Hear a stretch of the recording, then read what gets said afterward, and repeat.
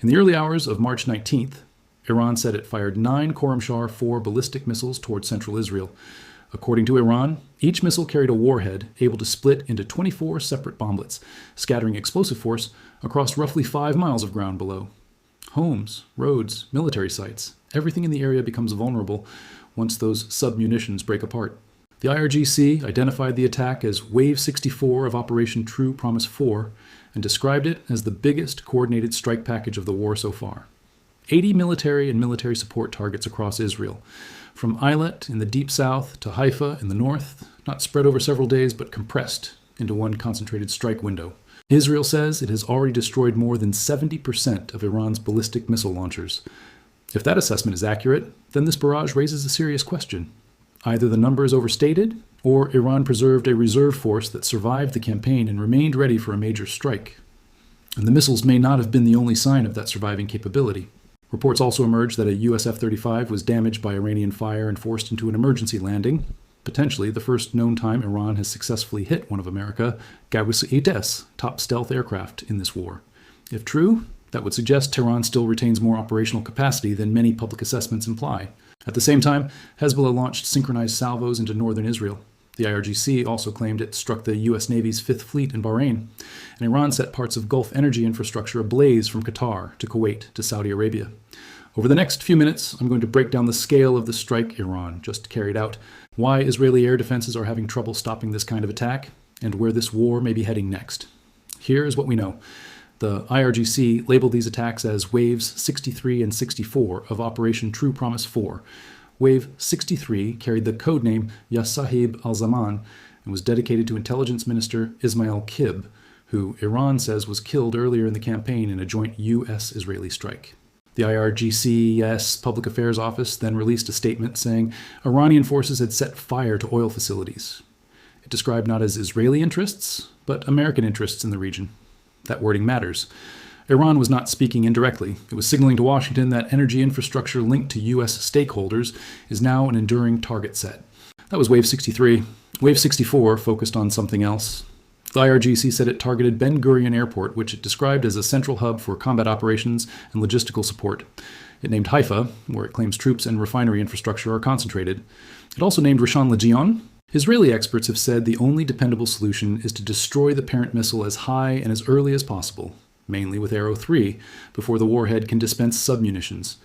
Once separation happens, the defensive problem changes dramatically. Tal Inbar, a missile expert who has advised Israeli defense firms, put it bluntly. He described cluster munitions as a way to bypass active missile defense. He also suggested Iran may be leaning more heavily on cluster warheads, precisely because its launcher inventory has been degraded by U.S. and Israeli strikes. If Iran has fewer launchers available, then each missile must produce as much damage as possible. A cluster payload solves that problem. An Israeli military official acknowledged publicly that the country's air defenses are among the best in the world, but immediately added that they are not airtight. That statement matters. When an official still serving inside the system tells you there are gaps, those gaps are real. Iran is now believed to be fitting roughly half of its ballistic missile salvos directed at Israel with cluster warheads, and the effects are visible. 2 construction workers were killed in Yehud, outside Tel Aviv. They were on an outdoor job site, not inside a shelter. A couple in their 70s were killed in Ramat Gan, found just outside their safe room. A 30-year-old foreign worker was killed at Moshav Adanim by cluster shrapnel on March 19th. 3 Palestinian women were killed in the West Bank by Iranian missiles, the first fatalities reported there since the war began. By Thursday, major wire services were reporting at least 15 people killed in Israel during the war, with additional deaths separately reported in the West Bank. The phrase, "the defense is not airtight," keeps proving itself. And stay with me here, because what Iran did at the same time on the northern front with Hezbollah is what transforms this from a missile story into a strategic crisis. Hezbollah is not acting independently.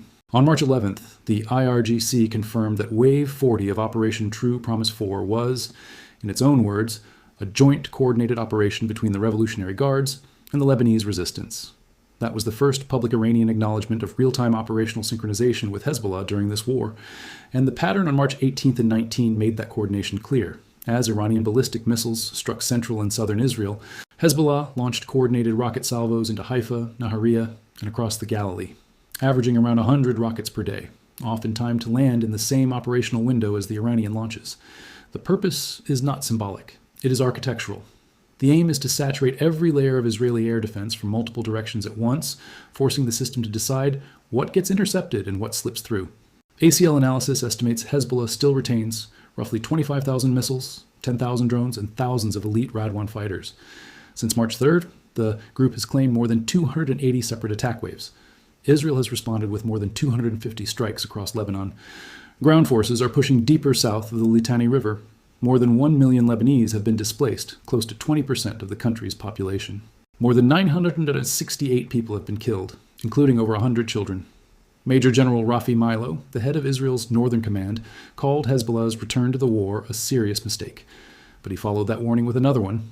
The strikes will continue, and their intensity will increase. That is not the language of a commander who believes this is nearing a quick end. And by the end of this, I want to show you why the energy side of this war may now be more dangerous than the missile count itself.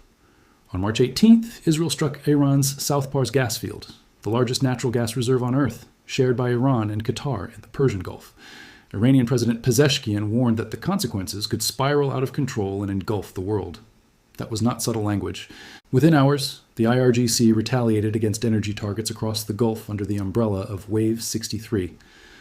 Qatar, U.S. Ras Laffan Industrial City, the world's largest LNG production complex, and responsible for around 20% of global liquefied natural gas supply, took direct missile hits. Qatar Energy reported major fires and extensive damage. Production at Ras Laffan had already been suspended since March 2nd, after earlier drone attacks.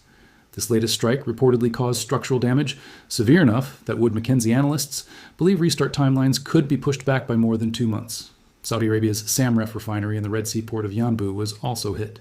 That matters because the Saudis had been routing exports west through the Red Sea to reduce dependence on the closed Strait of Hormuz. Iran struck the alternative route. 2 Kuwaiti refineries were set on fire. The UAE's Habshan gas facility and the Bab field in Abu Dhabi were shut down. Qatar expelled Iran's military attachés and gave them 24 hours to leave the country. Saudi Arabia's top diplomat publicly said, whatever trust existed before has now been shattered. Brent crude briefly surged toward $118 per barrel and was trading around $130 on Thursday. European gas prices also jumped sharply, up about 25% on the day and more than 60% above where they stood when the war began. Then the IRGC issued a direct warning. If the attacks are repeated, it said, subsequent strikes on your energy infrastructure and that of your allies will not stop until total destruction. That is not just rhetoric. That is an operational threat. Trump responded by threatening to massively destroy South Pars if Iran continues attacking Gulf energy infrastructure. At the same time, 3 Israeli officials told Reuters that the South Pars strike had been coordinated with Washington, even though Trump publicly claimed the United States knew nothing about it. Both of those statements cannot be true. And that contradiction says a great deal about how fractured and unreliable the information environment around this war has become. Now zoom out. The Pentagon has asked the White House to approve more than $200 billion in war funding from Congress. The Strait of Hormuz remains effectively closed. Around 20% of global oil and 20% of global LNG exports normally move through it. 13 U.S. service members have been killed across the region. The United States has struck more than 7,000 targets inside Iran. Iran says more than 1,444 people have been killed, including around 450 women and children. The IRGC also made one more claim worth examining. It said life in shelters has become the new normal in Israel, and that since the start of Wave 63, more than 5 million Israeli residents have spent extended periods confined to bomb shelters. Israel AS Health Ministry has urged people to rush to shelters carefully, because some are injuring themselves in the panic to get underground. Schools are closed. Parliament is barely operating. Israel's ombudsman has warned that the shortage of adequate shelters in the north has become an urgent safety threat. And yet, public support for the war remains strong. Many Israelis still see this as an existential struggle, even while living for long stretches inside reinforced rooms. That gap between daily disruption and political resolve may be one of the most important dynamics of the war, because it helps determine how long a democracy can continue fighting while much of its population lives underground. Most people looking at this conflict still see a missile exchange. But what happened on March 18th and 19 was something larger. This was the moment the war stopped being only about military targets and became an energy war with global economic consequences that no side can fully control. Iran's launchers are supposedly 70% destroyed. Its air defenses are reportedly 85% neutralized. And yet, it still managed to carry out a synchronized 80-target barrage across the full length of Israel, while Gulf energy infrastructure burned from Qatar to Kuwait, to Abu Dhabi, to Saudi Arabia. Add to that the reported damage to a U.S. F-35, and the central contradiction only grows sharper. Either Israeli and American damage assessments have been overstated, or Iran preserved dispersed reserves and enough surviving capability to continue imposing costs at a level many did not expect. Both possibilities carry major implications. Oil above $100 natural gas up 50%, the Strait of Hormuz effectively shut, a fifth of the world's LNG supply at risk, more than $200 billion requested from Congress. No serious ceasefire framework from any side. The question that nobody in Washington, Tehran, or Jerusalem has answered publicly is the only one that really matters now. What does winning look like when the global economy is absorbing the damage? And the silence around that question, from every capital involved, should worry anyone paying attention. Share this with anyone following the conflict. 80 targets hit across Israel. 9 Khorramshahr multi-warhead missiles. Gulf energy infrastructure burning from Qatar to Saudi Arabia to Kuwait. Hezbollah firing around 100 rockets a day in step with Iranian salvos. Brent crude above $113.